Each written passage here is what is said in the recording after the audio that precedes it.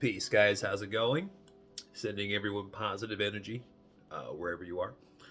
And in this video, um, I want to talk about astral matter, and I also want to talk about the different limbo states for consciousness that I've only seen through my own out of body experiences since being a kid.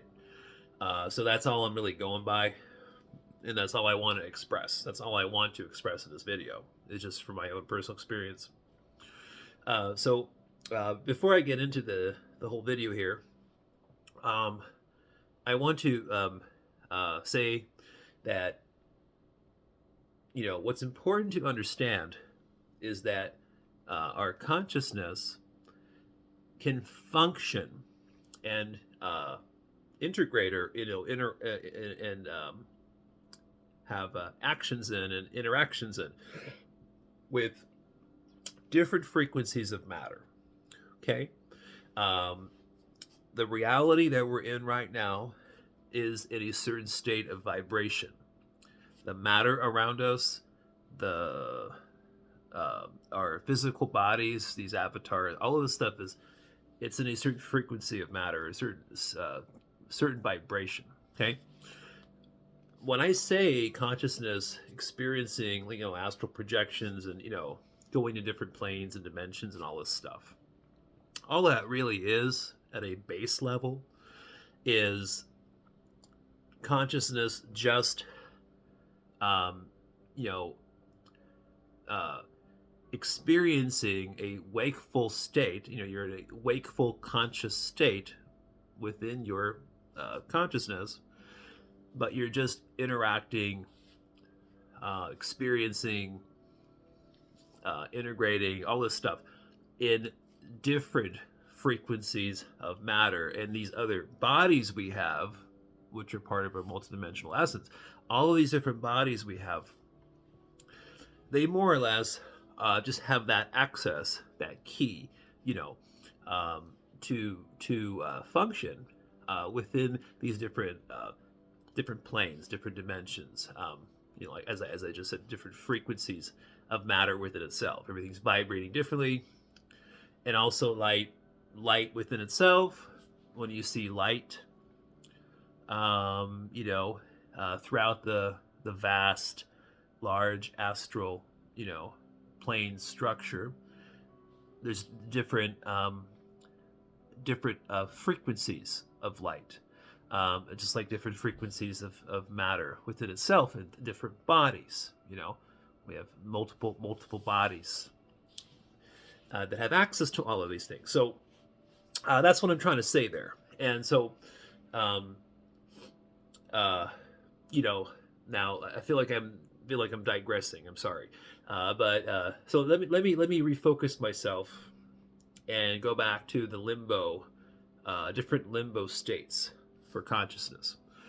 So the three different types of places I've seen while out of body that I would consider consciousness being in limbo. One is something I mentioned before, the etheric plane / ghost plane. Two, the lower astral structure. As you go up to the mid astral structure, higher up in the astral structure, you don't see as much of any limbo state for consciousness, but you do see manipulated consciousness, just how consciousness is manipulated and programmed here in this reality construct we call Earth. Same scenario. Okay. The when it comes from a spiritual standpoint or a consciousness standpoint, whenever you are in a reality construct, no matter where you are, and that reality construct is designed to program you to think a certain way, and doesn't disclose to you. It doesn't disclose. It's not common knowledge in schooling and training to disclose to you how powerful you are as as consciousness within itself, which is at a base level. Again, that's all we really are. That's all we really are. But when a reality construct does not show you, or they hide this from you, there are other motives, other agendas. And I feel like I'm digressing again. I'm sorry. I haven't made a video like a month. I made one 2 days ago, but I'm trying to get back into the rhythm. So bear with me, guys. So the third limbo state. Sorry, see, I digressed. The third limbo state that I have seen is something I would call graveyard for demons. Okay. I don't think I've talked about it before, but there is a there is, I don't know where it is. I don't know if it's just somewhere in the low astral structure. I'd imagine it's in the low astral structure, but I don't really know. But something I have run across are these big fields of sometimes they're of like rock, sometimes it's like mud, sometimes it's just like sand. So it's definitely different types of like terrains, right? And then you just see endless rows of graveyards, and there's no tombstones on these graves, but the only tombstone that is coming out of each grave is actually the person's head. So I'd imagine these are astral beings. I'd imagine that this particular kind of limbo state of consciousness was somewhere in the low astral structure. That's only my best guess. But these big, vast fields in these big domes, it's just like walking into a big baseball stadium or football stadium, and you have the huge roof, right? The dome-like roof over the stadium. It's kind of like that, It's like you're walking into this huge place, structure. It's domed in, and then you have all these just different fields in there with different terrains. So heads are popping out, and it's like the astral body is stuck in the mud or the dirt or whatever it's in. And then these demonic entities, they're not humanoid. No way. Not humanoid at all. Not humanoid looking or anything. They look like creatures. And I really don't want to talk about it anymore because it's reminding me of those experiences. But they're creatures. They just look like demonic creatures. And they have these big stick things, like baseball bats or something. And they walk around. And what I saw like a few times was where they just whack just the head really hard in the field. They'll just do like 4 in a row or 3 in a row, or just one random one, and then they'll just smack it really hard with the stick. That's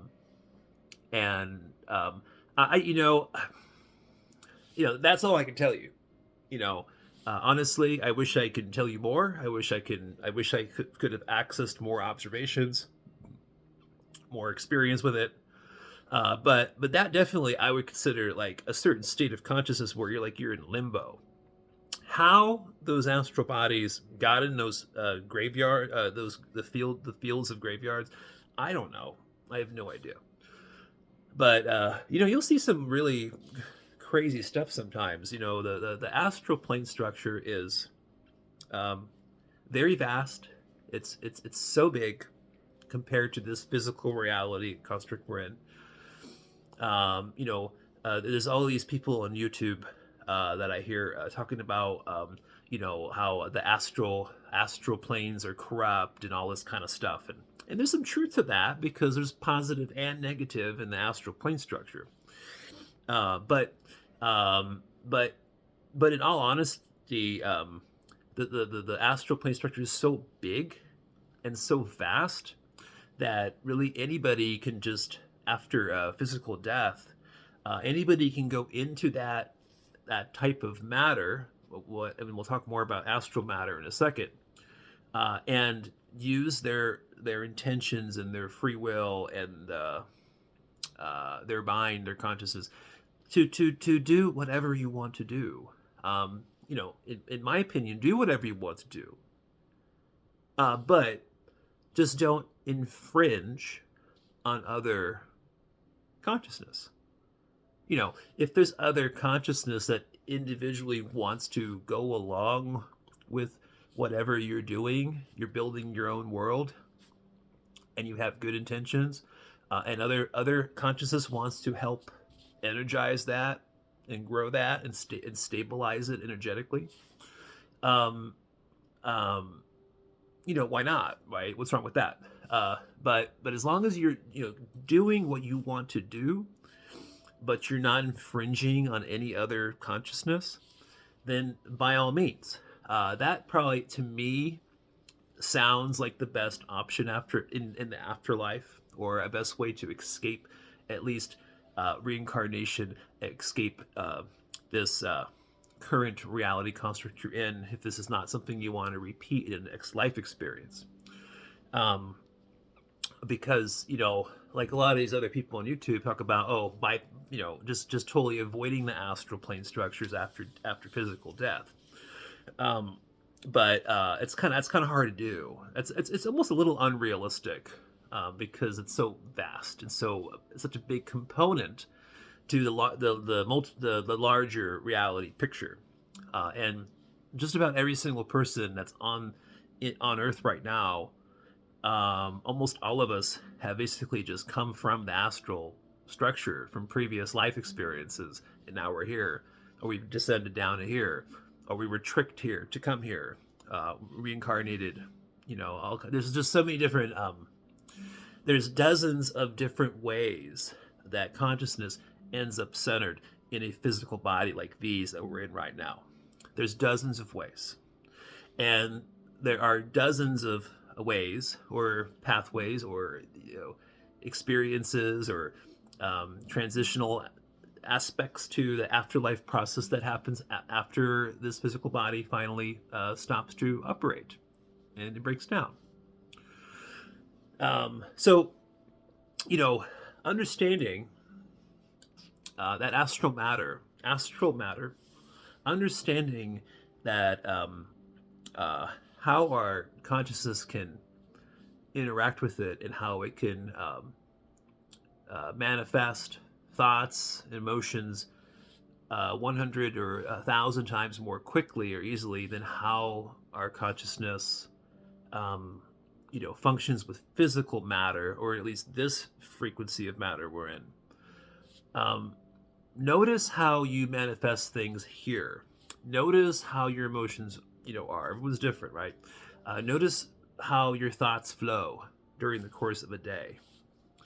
Just think about all those things. And so whatever you are experiencing on an individual basis within your own life right now, or today, or right before watching this video, wherever your emotions and your thoughts were, imagine all of that being magnified 100 to 1,000 times more if you were consciously aware and centered in your astral body, and you have astral matter to deal with around you. Quite honestly, for some people that might be too much of an experience, or just too much, too intense. There's probably a good percentage of people who have chosen to come back to a life experience like this one here, where at least they can have extra comfort, or stability, knowing that they can trust their own minds to a certain degree or something. I'm not sure if you're getting what I'm saying, but anyways, so the thing too with astral matter is that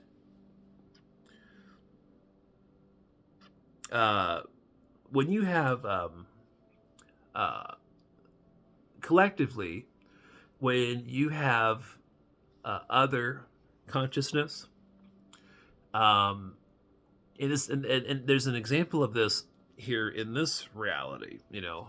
Um, how evil intentioned beings slash consciousness, um, how they uh,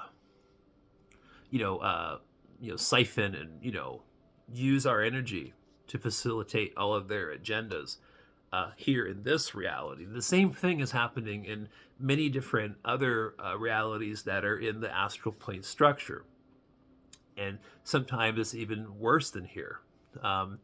And so you have to know that if you are working with other beings, or you're working with other consciousness or a group of people, uh, and you're trying to grow astral reality constructs in the astral structure, if you're trying to do that kind of stuff, you really have to understand how collectively, how individually each consciousness can affect the outcome of whatever you're trying to construct or build.